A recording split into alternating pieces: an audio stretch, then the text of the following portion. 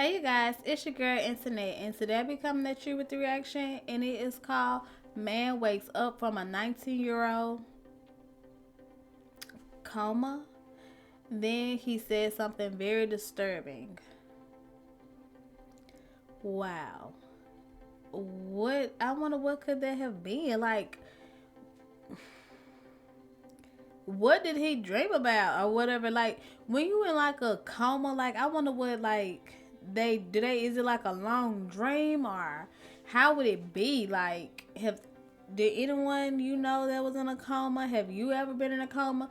And what was some of the things like can you remember anything coming out of a coma? Like I just really want to know. Like what was the thought process of it? Like I'm very curious about it. I want to know. But don't forget to like, comment, subscribe, turn your notifications on so you can see me. And let's get into this video.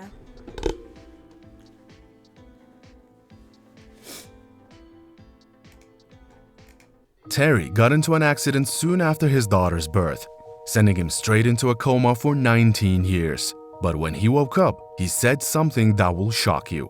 Terry Wayne Wallace, 20, was one of the happiest men on earth the day his wife Sandy gave birth to their daughter in 1984. Okay, that might be an exaggeration, but he was probably the happiest man in the whole of Arkansas, where he lived with his family. Although Terry was more than happy to have his first child, a part of him was also worried. Would he be a great dad? Would he be able to give her the kind of life she deserved? He would often wonder, and these thoughts kept him up some nights. But the good thing is, he was willing to give it a try and be the best dad he could be. Little did he know that fate had other tragic plans for him, one that he could never have seen coming. At first, everything seemed perfect and the couple couldn't have asked for a better life. Terry and Sandy adored their daughter Amber. She brought so much light and joy into their lives, but things quickly took a shocking turn just 6 weeks after Amber's birth.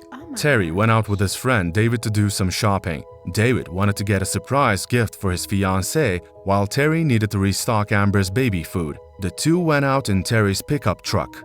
When they were done shopping, they got into the truck and headed home. They were 30 minutes away from home when something terrible happened. A drunk and careless driver suddenly came out of a corner, driving at full speed, and in a bid to avoid getting hit, Terry quickly maneuvered the car but lost control of the vehicle. In a flash, it seemed the pickup skidded and smashed into the fence railing of a small bridge before skidding over the edge and plunging into a creek 25 feet below. Somewhere in the car, Terry and his friend lay gasping for breath. Meanwhile, Cindy was home awaiting Terry's return, but as soon as the hours passed by and there were no signs of him or his friend, she began to panic. When night fell and he still hadn't returned home or picked up her calls, she freaked out. She immediately informed the police that her husband and his friend were missing, and the police launched a search for them. In terror, Sandy sat in the living room with Amber in her arms waiting. "This is the Arkansas Police Department. I'm sorry to say, but your husband was involved in a car accident. He's currently in the hospital," and she didn't hear much after that.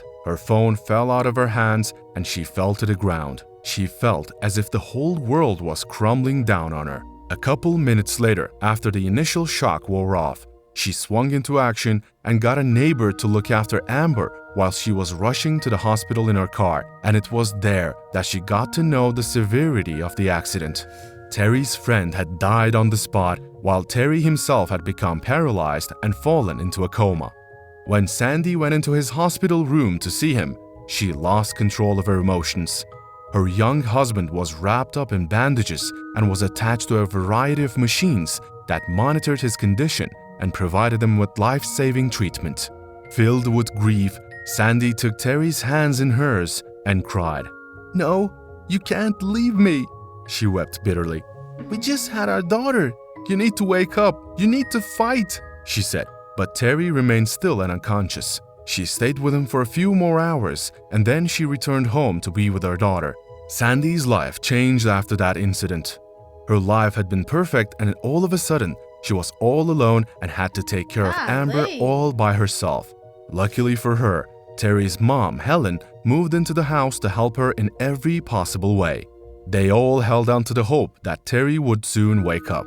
Days passed and weeks rolled into months, and soon, It was 2 years, yet Terry's condition remained the same.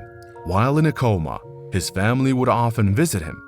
They would read him his favorite books and play his favorite music for him. They also took Amber with them, and the little girl would tell her dad how much she loved him. It continued in this way, and 14 years eventually passed by. Jesus. Yet Terry did not wake up. A year later, having tried their best and every possible treatment, the doctors gave up on Terry. They believed he would never wake up. So they called Sandy into their office and told her it was time to pull the plug on Terry. Hearing those words, Sandy was baffled and she was crazy with rage. She vehemently I know that was hard for her. 14 years and they just now trying to pull the plug. I know she was like, okay, they're not going to give up on him. But then just all of a sudden, one day they're just going to pull the plug on him. I know that was hard for her. Like, I would never want to do that. And I thought I was going to have to be in a situation like that, but I didn't. Like the Lord. I just couldn't do that. Just me personally, I couldn't pull the plug. Like, even though I know like that person probably tired of suffering or whatever like that, I'm just like, I can't do that. Just, I don't know.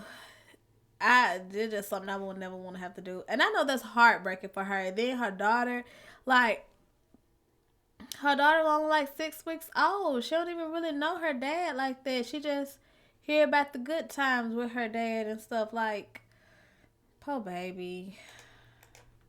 told the doctors she would never take her husband off life support. Right. At that, she rushed out of their office and headed straight to Terry's room.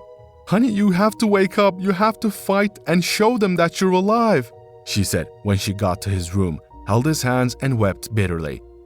After this episode, Sandy and Terry's mom requested to bring him home on some weekends and the doctors agreed. Although it wasn't easy moving him from the hospital to the house and back, Sandy and Helen believe it would possibly impact Terry's health. The family made sure Terry wasn't alone for more than an hour. Either Sandy, Helen, or Amber would be by his side, and sometimes the trio sat by his bed.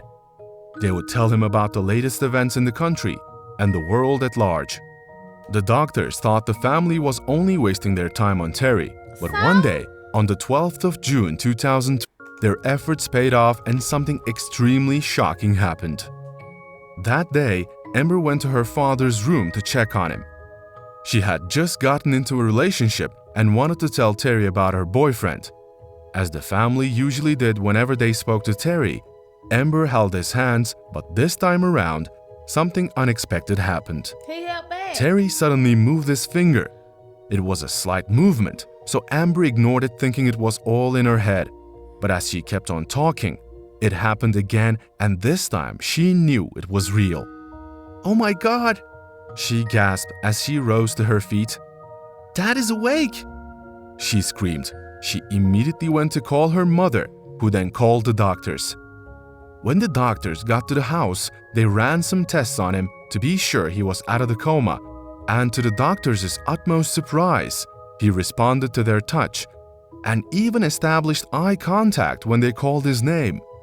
But the surprises were far from over. Later that evening, one of the doctors pointed at Helen and asked Terry if he knew her. Terry stared for a while and he spoke his first word, "Mom." The doctors couldn't believe their ears. Immediately after uttering his first word, Terry asked for a Pepsi, his favorite drink before he had slipped into a coma. He also apologized to Sandy for not getting back on time with the baby food. The now 38-year-old man, having been in a coma for 19 years, still believed he was in 1984. Oh. The doctors were shocked. Terry's awakening, they believed, was nothing short of a miracle, and they had no explanation for this. Although Terry finally regained consciousness and was eventually introduced to his teenage daughter, whom he immediately recognized, he was still disabled and couldn't do most things by himself. But thanks to his family's care, protection, and love, Terry lived his life to the fullest for 19 more years. He died on March 29, 2022, at the age of 57. He was surrounded by family members and loved ones, and he lived so long owing to the people who refused to give up on him. What a touching story. How would you have handled? That was just so amazing. Oh my goodness. Then he just lived another 19 years. He spent 19 years in a coma, and then 19 years. Again, he then passed away. Oh, life is so strange. Life just be like that. Life be lifing out here. But I couldn't blame them. I wouldn't give up on my husband, mother, father, anyone in my family. I could not do it. I couldn't. I would be crying so hard, you guys. I would be crying so hard. They would literally have to take me out the room because I would literally go to like a full asthma attack or anything. Like, I couldn't do that. Like, because it's like I feel like I'm in control and I'm killing someone. That's how I would feel. Like, oh my gosh, that's horrible. But you guys, you tell me what you thought of the video. I thought it was a great video. It was heartwarming. I wish he could have got to live a little bit longer than just another 19 years. But the Lord knows best. So tell me what y'all thought about the video, and I'll catch you guys in the next one. Bye, you guys.